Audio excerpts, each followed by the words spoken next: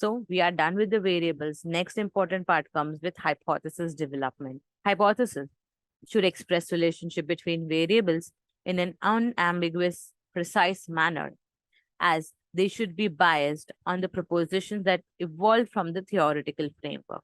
A statement logically formed, an opinion on the basis of relationship between two or more variables. An opinion is made of the basis of theoretical network.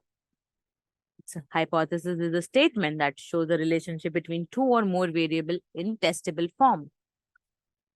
A proposition formulated for empirical testing, a prediction for the outcome of an experiment. Lastly, it explains facts and guides the research to possible outcomes. The role of hypothesis: it guides the direction of the study.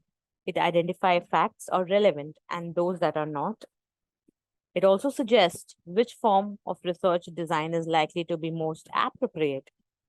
And also it provides the framework. There are different types of hypotheses. Descriptive, which has null hypothesis, propositions, no relationship, and alternative hypothesis, that is expressing a relationship. Then comes relational hypothesis, and under that we have correlational hypothesis and exploratory hypothesis. Now, what is correlational hypothesis? A statement indicating that variables occur together in some specified manner without that one causes the other. Example, students in urban areas obtain more favorable grades in mathematics than do students in rural areas. What is exploratory or a casual hypothesis? A statement that describes the relationship between two variables in which one variable leads to a specified effect on the other variable. For example, an increase in family income leads to an increase in the percentage of income saved. There are certain format that needs to be followed while creating a hypothesis. If-then statement. So if the employees are more healthy, then they will take sick leaves less frequently.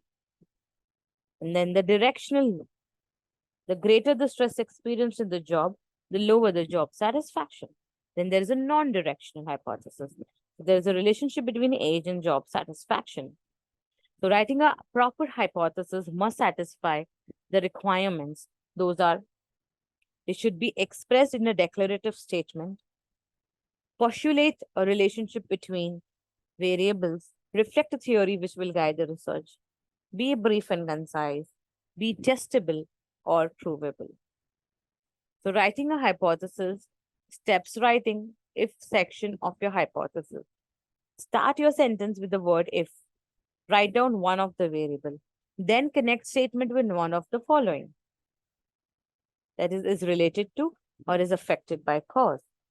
So writing down the other variable, that is then. Writing then section for your hypothesis. So write the word then following the if section. Make a comment on the relationship between those two variables. For example, if section, if water is related to plant growth, example, then section, then the more you water plants, the bigger they will grow. So if water is related to plant growth, then the more you water plants, the bigger they will grow.